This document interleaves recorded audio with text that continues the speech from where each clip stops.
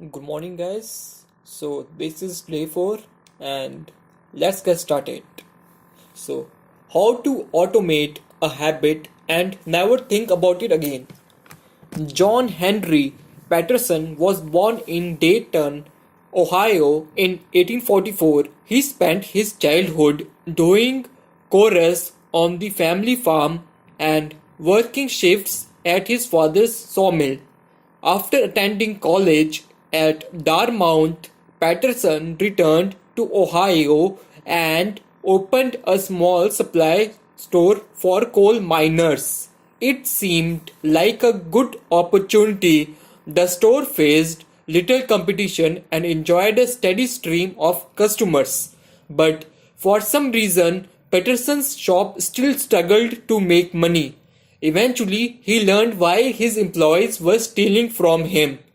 In the mid 1800s, employee theft was a common problem.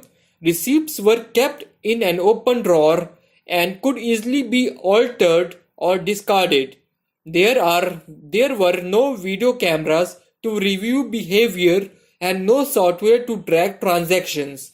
Unless you were willing to hover over your employees every minute of the day or to manage all the transactions yourself. It was difficult to prevent theft. As Patterson mulled over his predicament, he came across an advertisement for a new invention called British Incorruptible Cashier, designed to fellow Dayton resident James Ritchie. It was the first cash register. The machine automatically logged the cash and receipts inside after each transactions. Peterson bought two for $50 each. Employee theft at his store vanished overnight. In the next 6 months, Patterson's business went from losing money to making money $5,000 in profit, the equivalent of more than $1 lakh today. Patterson was so impressed with the machine that he changed business. He bought the right to Ritchie's invention and opened the National Cashier Register Company. 10 years later, National Cashier Register had over 1,000 employees and was on its way to becoming one of the most successful business in America. The best way to change a habit. The brilliance of the cash registers was that it automated ethical behavior by making stealing practically impossible rather than trying to change the motivations of his employees. Patterson used technology to make the preferred behavior automatic. There is an important lesson within this story that we can apply it to all habits and all behaviors. The best way to break a habit is to make it impossible to do.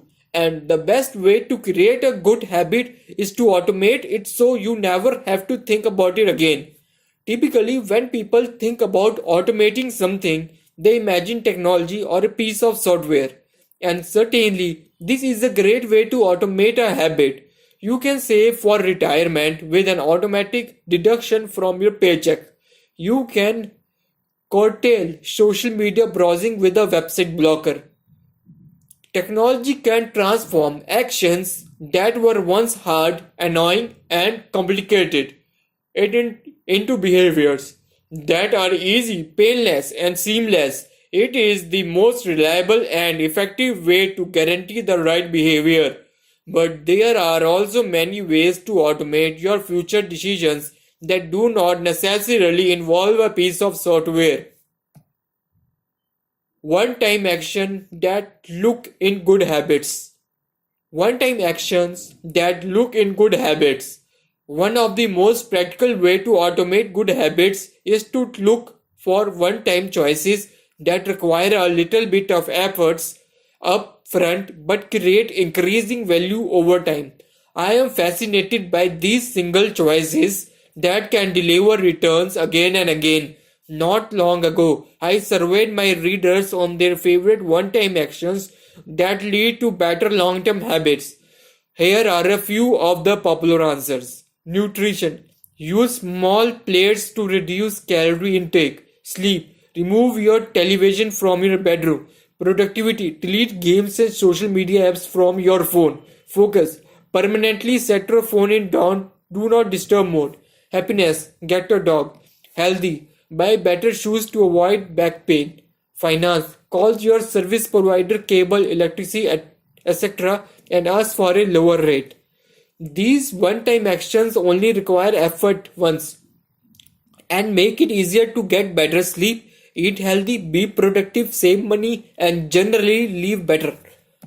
The upside of automation. The mathematician and philosopher Alfred North Whitehead wrote, civilization advances by extending the number of operations we can perform without thinking about them. Today, technology and automation can handle an increasing number of daily tasks. Meal delivery services can go grocery shopping for you. Healthcare services can automatically refill your prescriptions prescriptions and ship them to you. IUDs can manage birth control and on autopilot. Each habit that we hand over to the authority of technology frees up time and energy to pour into the next stage of growth. When you automate as much of your life as you possibly can, you spend your mental energy on the task machines cannot yet do. Automation is particularly useful for behaviors that happen too infrequently to become habitual. Things you have to do monthly or yearly, like rebalancing your investment portfolio, are never repeated frequently enough to become a habit. So they benefit in a particular from technology, remembering to do them for you. The downside of automation. Of course, the power of technology can work against us as well. Binge watching becomes a habit because it takes more effort to stop looking at the screen than to continue doing so. Instead of pressing a button to advance to the next episode, Netflix or YouTube will autoplay it for you. All you have to do is to keep your eyes open. Technology often creates a level of convenience that enables you to act on your smallest whims and desires. At the mere suggestion of hunger, you can have food delivered to your door at the slightest hint of boredom. You can get lost in the vast expanse of social media. When the effort required to act on your desire becomes effectively zero, you can find yourself slipping into whatever impulse arises at the moment. The downside of automation is that we can find ourselves jumping from easy task to easy task without making time for more difficult but ultimately more rewarding work. Personally, I often find myself gravitating towards social media during any downtime. If I feel bored for just a fraction of a second, I reach my phone. It is easy to write off these minor distractions as just taking a break, but over time they can accumulate into a serious issue. The constant tug of just one more minute can prevent me from doing anything of consequence. I am not the only one. The average person spends over 2 hours per day on social media.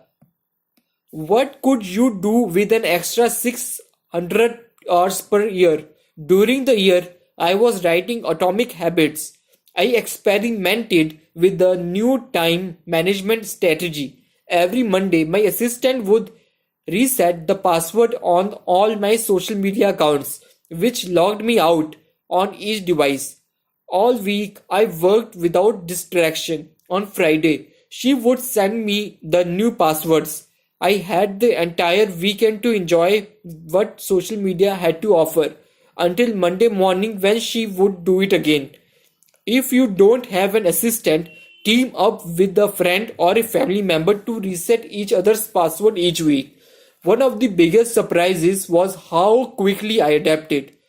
Within the first week of locking myself out of social media, I realized that I didn't need to check it nearly as often as I had been, and I certainly didn't need it each day.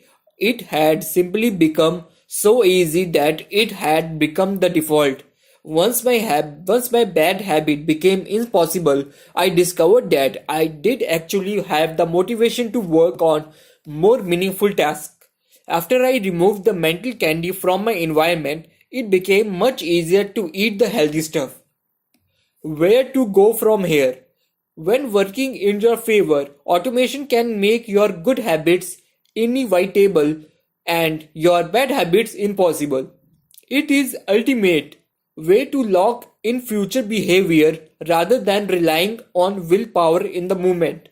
By utilizing strategic one-time decision and technology, you can create an environment of inevitability, a sphere where good habits are not just an outcome you hope for, but an outcome that is virtually graduated, guaranteed. Thank you.